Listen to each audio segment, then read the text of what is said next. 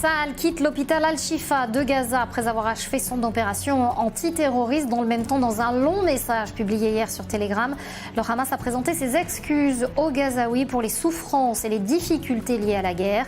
1er avril 2024, 178e jour de guerre entre Israël et le Hamas, et 134 otages sont toujours retenus à Gaza entre les mains du Hamas, d'autres organisations terroristes ou de civils gazaouis. Édition spéciale sur i24 News.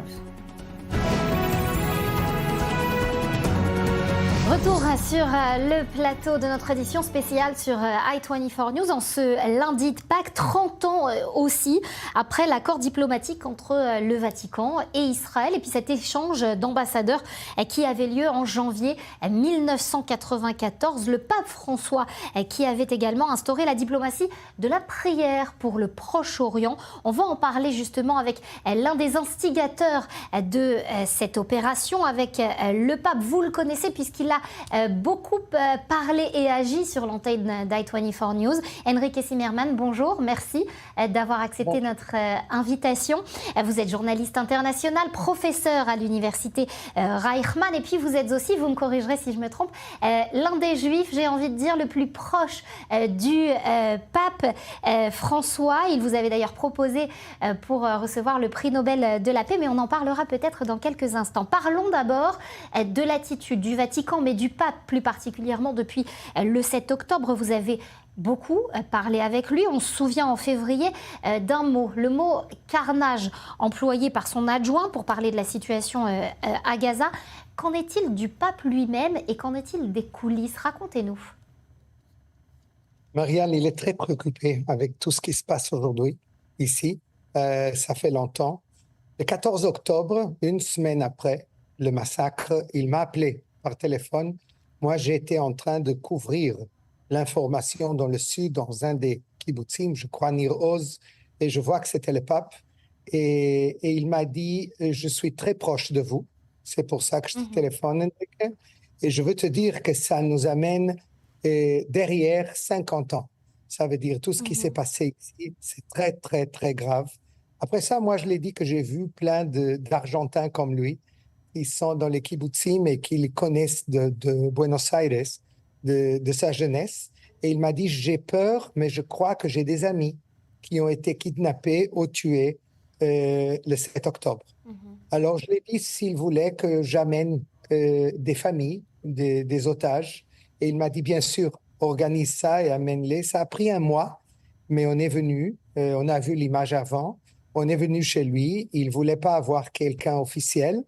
Mais on était là-bas avec 12 familles, les représentants de 12 familles, et je l'ai vu pleurer, le pape. Il était très choqué, vraiment. Et après, quand on a fini avec les familles, il m'a dit, reste s'il te plaît, je veux te demander quelque chose. Alors il m'a dit, qu'est-ce que je peux faire? Je lui ai dit, je crois que si vous faites la pression sur les leaders mondiaux qui sont en train de faire ce qu'ils peuvent, les Américains, les Qataris, etc., peut-être ça peut aider.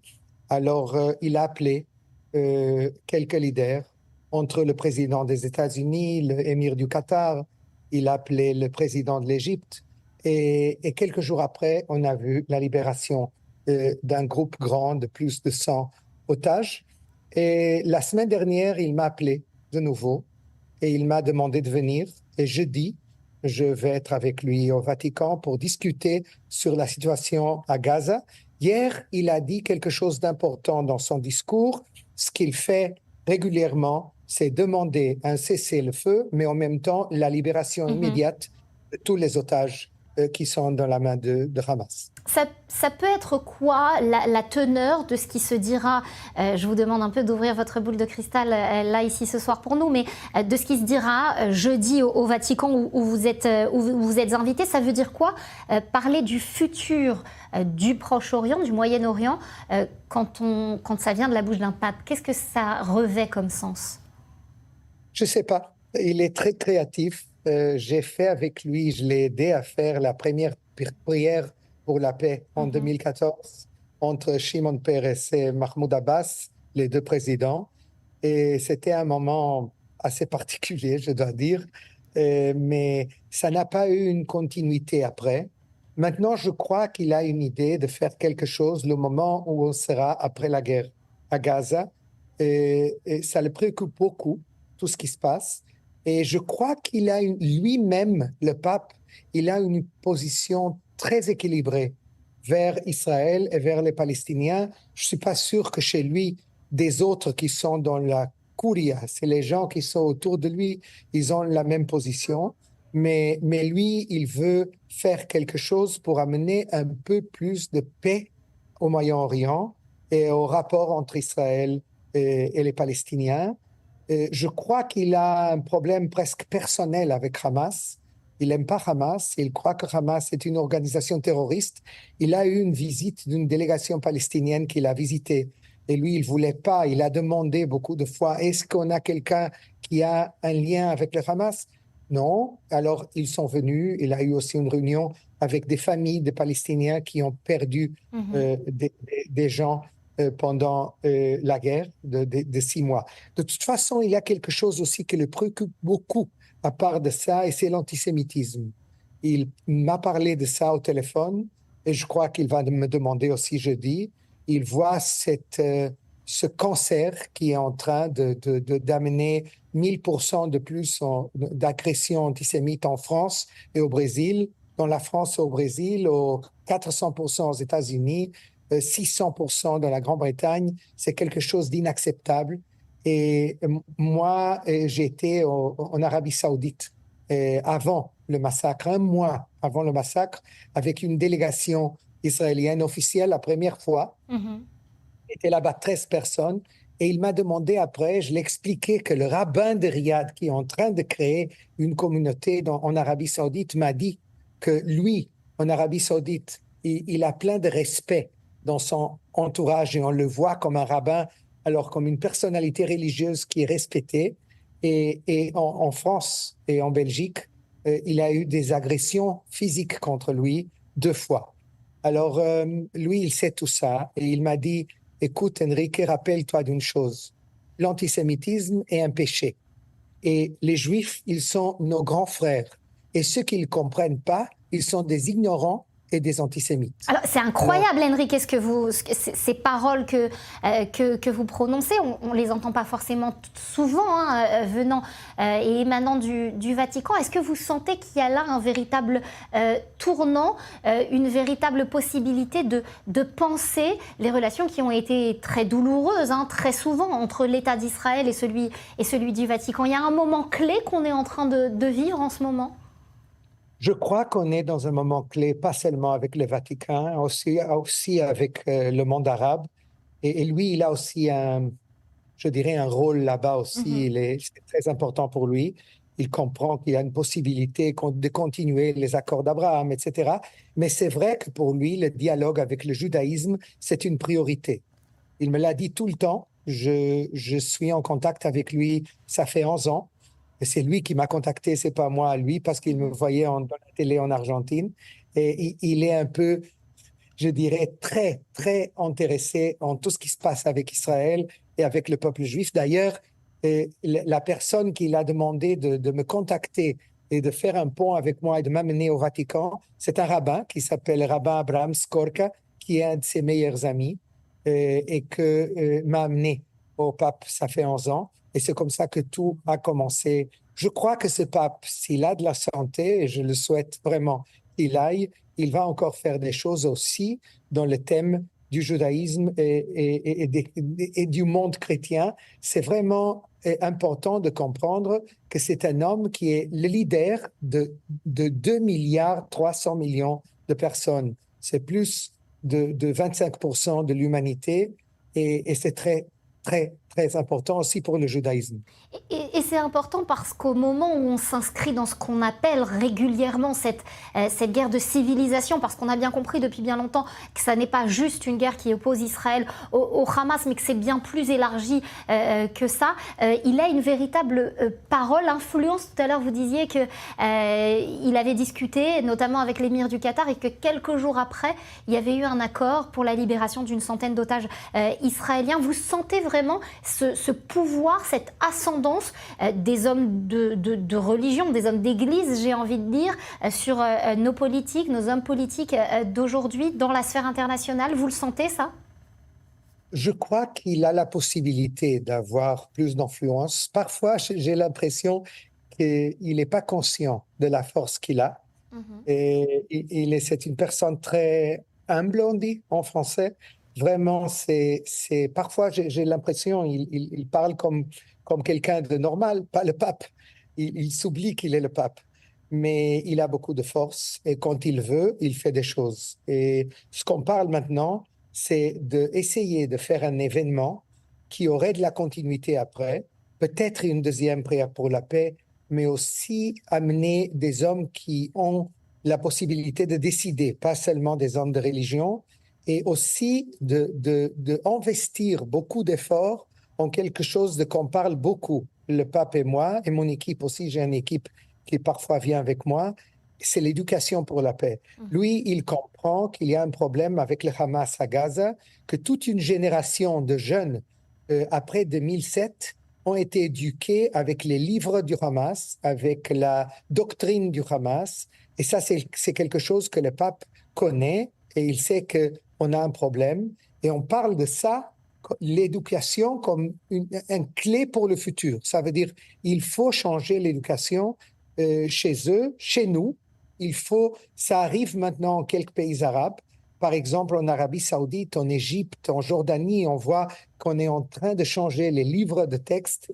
Moi, je dois dire que le 1er septembre, je vais à Ramallah toutes les années. Ça fait plus de 20 ans. Et je ne vois pas un changement dans les livres de texte de géographie. C'est en Israël, dans la carte, dans le map, c'est encore écrit Palestine et pas Israël. Et tout ça, c'est un problème très sérieux pour le futur et on essaye de le changer. J'espère qu'on aura le temps pour le faire avec ce pape. Le temps et la possibilité, on l'a évoqué très rapidement tout à l'heure, mais j'aimerais que vous nous emmeniez en quelques mots pour terminer cette interview dans les coulisses du Vatican. Comment ça se passe? Le pape, c'est comme un chef d'État qui est face à son gouvernement et qui doit parfois taper du poing sur la table quand il a envie de mettre en place des politiques qui ne seraient pas forcément du goût de ses acolytes au gouvernement. Ça se passe comme ça aussi au Vatican? Disons que c'est un chef d'État, mais en même temps, pour les chrétiens, il est le représentant de Dieu dans la terre. Nous, comme juifs, pour nous, c'est un peu plus dur de comprendre ça, mais pour les chrétiens, c'est ça. Mais en même temps, c'est vrai que le Vatican, c'est un endroit assez spécial, aussi dans la politique internationale et dans la politique locale. Il y a beaucoup de force dans le Vatican. Je crois que le pape, il a le dernier mot, toujours. Il est fort. C'est un homme qui est venu là-bas pour pas perdre le temps. Il veut changer. Il veut aussi réformer la religion chez eux. Il est en train de le faire. C'est pour ça qu'il y a beaucoup de critiques aussi dans certains secteurs qu'il est très réformiste pour eux. Mais en même temps, je crois que dans le côté juif, dans le côté d'Israël, il a un rôle spécialement important. Parfois, j'ai vu des différences entre le pape et des gens qui sont dans son entourage, mais c'est lui qui décide finalement. Merci beaucoup, Enrique, d'avoir porté ce message d'espoir donc que vous transporterez justement jeudi prochain au Vatican et puis après vous serez toujours le bienvenu bien évidemment pour nous en parler sur cette antenne. Merci beaucoup d'avoir accepté de nous raconter. Ça sera un plaisir. Merci de faire, Marie. À bientôt. On va continuer à parler de ce sujet un peu différemment à l'aube de la sortie du livre de Michael Darmon, Le Pape et la matriarche aux éditions Passé Composé. Michael, bonsoir.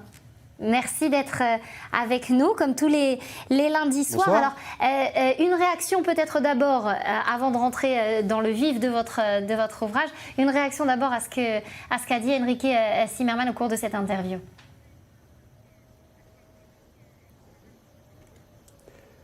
Mais écoutez, tout d'abord, je suis très content d'avoir retrouvé à l'image Enrique, avec lequel j'ai beaucoup effectivement parlé depuis quelque temps, et en particulier autour de la personnalité donc, du pape François. Évidemment, il est celui qui a permis, on vous l'avait dit, vous l'avez compris, de créer une forme de nouvelle diplomatie c'est de la diplomatie de la prière, parce que, au fond, le pape François, lui, s'est heurté au problème de l'État islamique, au problème de Daesh, au problème de l'islamisme. Et c'est pour ça que, effectivement, je confirme aussi qu'il a ce problème avec le Hamas. Autant Jean-Paul II, c'était la fin de la guerre froide, autant Paul VI, on va en parler sûrement, c'était la fin du fascisme et le début de la guerre froide. Eh bien, François, lui, c'est l'État islamique, c'est Daesh. Et donc, il a aussi inventé cette diplomatie de la prière dans la continuité de cette grande révolution théologique et doctrinale qu'a posée effectivement Paul VI en 65, dans la continuité de son prédécesseur Jean XXIII, c'est-à-dire la réforme du dogme du peuple déicide, la fin officielle de l'antisémitisme vraiment chrétien, qui posait comme principe qu'il fallait punir les Juifs parce qu'ils étaient responsables de la mort de Jésus. Ce dogme-là est effacé et a été remplacé par un nouveau catéchisme. Premièrement, les Juifs sont effectivement frères antérieurs des chrétiens et le dialogue doit être permanent. C'est à partir de 1965, à partir de ce qu'a posé effectivement et fait voter Paul VI, que la plus grande révolution théologique de la chrétienté a été posée et continuée par la plupart des papes, en particulier, on le voit, le pape François, qui effectivement est équilibré dans ses attentions, ses soucis, depuis en particulier le 7 octobre. Alors, on va parler de cette fameuse matriarche qui est dans la trame de ce livre, Golda Meir, sa rencontre avec le pape Paul VI, bien évidemment. On va y revenir dans un instant. Mais ce qui m'a frappé, Michael, dans ce livre, c'est ce rapport au temps. Vous y consacrez d'ailleurs un chapitre et vous le dites, le temps, c'est peut-être l'une des données les plus différentes entre Israël et le Vatican. L'un s'inscrit dans l'éternité, dans le temps long, et puis Israël et le peuple juif qui a toujours le feu aux fesses, en quelque sorte. Oui, alors je vous laisse la formule, bien entendu. Mais c'est vrai que la rencontre qui se passe le 16 janvier 1973 entre Paul VI et Golda Meir est une rencontre historique à bien des égards et à plus d'un titre. Et en particulier, effectivement, parce que ce sont deux temporalités qui se rencontrent. Elle était à ce moment-là à la tête d'un pays. Elle est d'abord la première femme puissante d'une démocratie occidentale de l'histoire. Ensuite, elle vient au fond, à rencontrer le pape qui a pour agenda effectivement l'éternité. Parce que chaque décision peut se prendre de 40 ans en 40 ans et c'est un jalonnement qui est au fond commun au Vatican, alors que Golda Meir vient, alors qu'elle dirige un pays qui n'a pas le temps, qui vient de naître, une nation qui affronte de multiples combats, qui doit aller très très vite, qui inscrit la vitesse et la réactivité, et encore aujourd'hui ça a des traces au cœur de son ADN. Et elle vient pour de multiples raisons, parce qu'il faut tendre la main, vous évoquiez en début d'émission cette patience, tendre la main. Elle voulait absolument sortir Israël de son isolement diplomatique. Dans les années 60-70, c'est fondamental. Et elle vient pour demander effectivement à ce responsable politique qui dirige de 2 milliards de fidèles de venir reconnaître l'État d'Israël. Et lui, le pape Paul VI, sort à peine de Vatican II, comme on l'a vu, de ce chantier titanesque contre lequel il a dû effectivement vaincre beaucoup de conservatisme pour dire les Juifs ne sont plus responsables de la mort de Jésus. Donc la reconnaissance politique entre deux États attendra. Et c'est aussi Golda Meir et Paul VI, eh bien c'est la fascination d'entre deux États timbre-poste sur la planète, tout petits, mais qui ont une aura normative et morale au-delà de leurs frontières. Deux États fascinés par le culte du secret et deux États qui sont dépositaires de la matrice de la civilisation judéo-chrétienne. Donc cette rencontre, elle a de multiples, registres, de multiples couches, et elle va se transformer en une disputation historique au sommet de l'histoire. Et cette rencontre, elle dure 90 minutes avec un événement que moi, en tout cas, je ne connaissais pas, un événement qui précède cette rencontre. C'est une tentative d'assassinat de Golda Meir.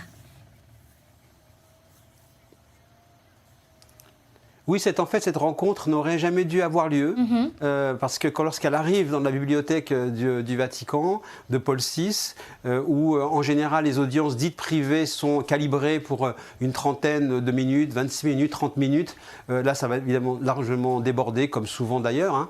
Mais là évidemment ça s'est transformé en moment historique, comme le disent les deux protagonistes. Mais effectivement, avant, elle échappe à un attentat qui est déjoué, en tout cas une tentative d'attentat qui est déjouée, fomentée par Septembre Noir. Donc c'est une des histoires effectivement les moins connues de l'entourage de la vie de Golda Meir et de ce moment-là, qui est répertorié par beaucoup d'historiens, mais laconiquement évoqué par les proches de Golda Meir, mais qui a été bien réel et qui a au fond fait en sorte que Septembre Noir, qui poursuivait Golda Meir, avec laquelle, vous savez, il y avait quand même ce combat depuis cette lutte depuis les attentats de Munich, puisque c'était Golda Meir qui avait désigné Septembre Noir comme étant justement les ennemis de Munich et les instigateurs des attentats de Munich qu'il fallait donc faire disparaître. Eh bien,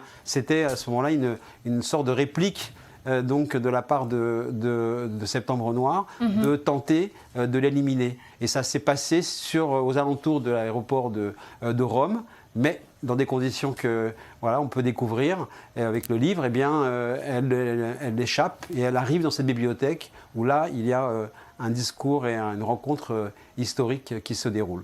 C'est fascinant parce qu'on y apprend des choses qui n'étaient pas forcément connues, ou en tout cas connues du grand public avant. Et puis il y a un élément aussi, puisqu'on parlait du temps en début d'interview, il y a un autre élément.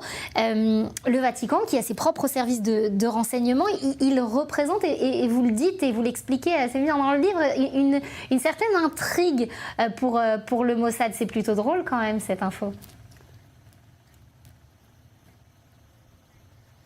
Oui, parce qu'effectivement, ils sont, comme je vous le disais, ce sont deux États qui sont organisés sur le renseignement et le culte du renseignement. Du côté du Mossad, on a toujours été fasciné par le fait que le Vatican, et un des cardinaux que j'ai pu rencontrer donc, au Vatican me l'a confirmé de manière un peu malicieuse, le Vatican est considéré dans la communauté du renseignement comme étant le plus grand service de renseignement du monde, parce que chaque prêtre, dans chaque contrée la plus reculée de la planète, envoie le rapport de ce qui se passe autour de lui à sa hiérarchie, qui transmet à sa hiérarchie, et tout cela arrive au Vatican. Et en fait, le Vatican est organisé en autant de bureaux qui gèrent chacun des pays et qui rassemblent toutes les informations. Donc l'État d'Israël a toujours veillé à pouvoir approcher cette instance extrêmement particulière. Ben Gurion disait arrêtez de répéter ce que dit Staline sur le pape, combien de divisions, interrogez-vous plutôt sur combien de personnes il peut compter. Et en réalité, il fallait absolument s'approcher et tenter d'infiltrer le Vatican, parce que aussi on était en pleine guerre froide. Le Vatican, à ce moment-là, et Paul VI en est un des principaux animateurs, est au lendemain de la guerre, un combat privilégié pour repousser le péril communiste de l'époque, très important pour le Vatican, très important pour la CIA, et le Mossad et Israël, l'État d'Israël, et Ben Gurion et Golda Meir voient bien qu'il faut tenter d'avoir cette place dans cette place forte de l'espionnage et du renseignement. Et c'est une des raisons également pour laquelle il était très important pour Golda Meir de pouvoir accéder à une rencontre avec Paul VI et de créer une relation qui se créera ensuite de manière officieuse, jusqu'à ce que Jean-Paul II, en 91, décide d'entamer un processus vers la reconnaissance officielle avec des négociateurs discrets qui ont été nommés de part et d'autre et qu'on a pu rencontrer pour ce livre. Pour conclure, Michael, ce que vous résumez en quelques phrases au début du livre, quand vous dites « Les Juifs n'ont pas reconnu notre Seigneur, c'est pourquoi nous ne pouvons pas reconnaître le peuple juif ». Alors, ce n'est pas vous qui le dites, mais c'est ce que Pie X dit à Théodore Herzl quand il le rencontre en janvier 1904, une certaine forme de résistance théologique. Aujourd'hui, en 2024, à travers ce qu'on a entendu il y a quelques instants d'Enrique Zimmermann, avec vos recherches, on en est définitivement loin de tout ça. Ah oui, c'est complètement terminé. On est totalement avec Vatican II, on bascule complètement dans une autre époque. On bascule dans le pontificat moderne. À bien des égards, c'est Paul VI, vous savez, qui a créé, au fond, qui a posé les bases du pèlerinage planétaire. C'est lui qui prend pour la première fois dans l'histoire de l'humanité un avion. Un pape n'avait jamais pris d'avion. Et il prend le 4 janvier 64, il prend un avion pour aller justement sur la Terre Sainte. Alors pèlerinage qui couvre la Jordanie et Israël. Il ne voulait pas prononcer le mot État d'Israël. C'est un voyage qui restera extrêmement marquant pour la diplomatie israélienne, qu'on raconte aussi par le menu. Mais c'est Paul VI qui pose raconté très en les détail grandes catégories du pontificat moderne, Vatican II et en particulier avec Jean-Paul II. Merci Mickaël, c'est raconté tout ça très en détail dans ce livre qui doit sortir. C'est quand? C'est dans 2 jours, le 3 avril. Je ne me trompe pas, Le Pape et la Matriarche aux éditions Passé Composé. Merci à vous Mickaël, merci à tous pour cette édition. Portez-vous bien.